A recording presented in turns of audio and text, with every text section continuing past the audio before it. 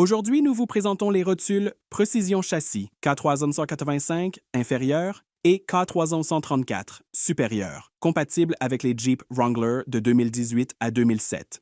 Conçus pour une performance optimale en toutes circonstances, les rotules Précision Châssis sont dotés de roulements frités graissables pour une durabilité accrue, ainsi que de la visserie et des outils nécessaires à l'installation. Avant toute intervention, assurez-vous de disposer de l'outillage adéquat, notamment une presse à rotules avec les adaptateurs et coupelles appropriés, une clé dynamométrique étalonnée, un extracteur de rotules et de biellettes de direction, et tous les équipements de protection individuelle nécessaires à votre sécurité. Pour commencer, soulevez et calez correctement le véhicule. Retirez la roue. Séparez l'extrémité extérieure de la biellette de direction du porte-fusée et mettez-la de côté en toute sécurité.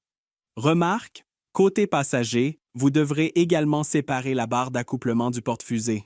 Ensuite, retirez l'étrier de frein, suspendez-le solidement afin d'éviter toute tension sur la durite. Retirez l'étrier de frein avec les plaquettes, puis le disque de frein. Débranchez le câble du capteur ABS situé derrière l'aile intérieure, déclipsez-le de ses points de fixation et retirez-le. Laissez le capteur dans le porte-fusée et retirer son câble évitera de l'endommager s'il est bloqué. Sur ces modèles, vous pouvez gagner du temps en retirant l'essieu, l'arbre et le moyeu de roue ensemble. Il n'est donc pas nécessaire de retirer l'écrou d'essieu. Retirez les 3 boulons fixant le moyeu de roue au porte-fusée, puis retirez le moyeu et l'arbre de roue. Retirez les goupilles des rotules supérieures et inférieures. Desserrez l'écrou de la rotule supérieure. Retirez l'écrou de la rotule inférieure. Séparez les rotules du porte-fusée, puis retirez l'écrou de la rotule supérieure. Retirez le porte-fusée.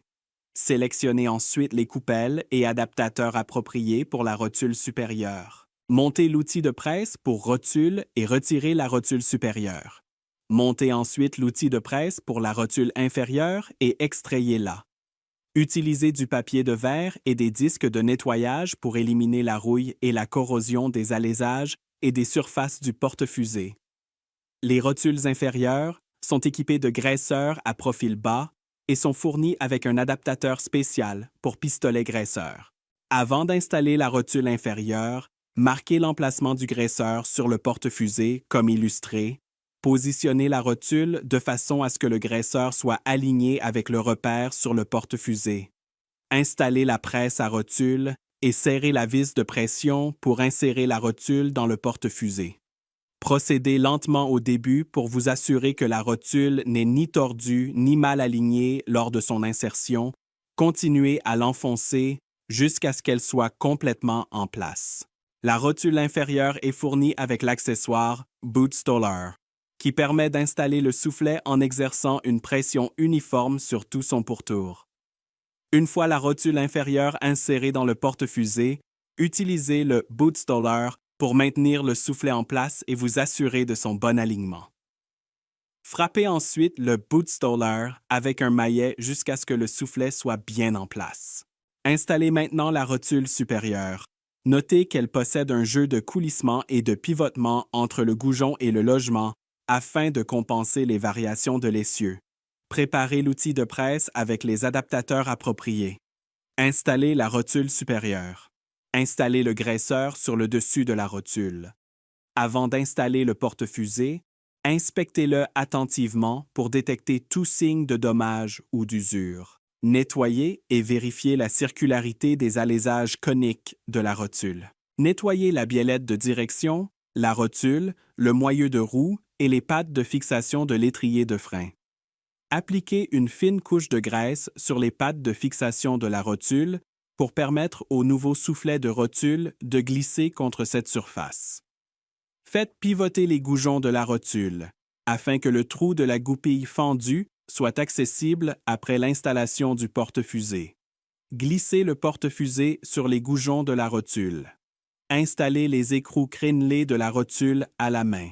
N'oubliez pas le support du faisceau du capteur ABS situé sous l'écrou de la rotule supérieure. En raison du jeu du goujon de rotule supérieure, l'ordre de serrage est crucial. Commencez par serrer à la main l'écrou crénelé de la rotule inférieure jusqu'à ce qu'il soit complètement en place. Serrez l'écrou crénelé de la rotule supérieure à 70 livres-pieds Puis serrez l'écrou crénelé de la rotule inférieure à 70 livres-pieds. Si nécessaire, serrez ensuite l'écrou crénelé de la rotule supérieure jusqu'à ce que l'orifice suivant soit aligné avec le trou de la goupille fendue, puis installez cette dernière. Assurez-vous que le porte-fusée pivote librement sur toute son amplitude. Graissez les rotules supérieures et inférieures, puis appliquez de la pâte anti-grippage dans l'alésage du moyeu de roue. Lors du remontage, nettoyez l'intérieur du disque et la surface de montage du moyeu. Un écrou d'essieu et un écrou de roue supplémentaire peuvent être utilisés pour maintenir le disque en place et faciliter le remontage des freins. Suivez toujours les instructions du manuel d'entretien du constructeur concernant les procédures et les couples de serrage.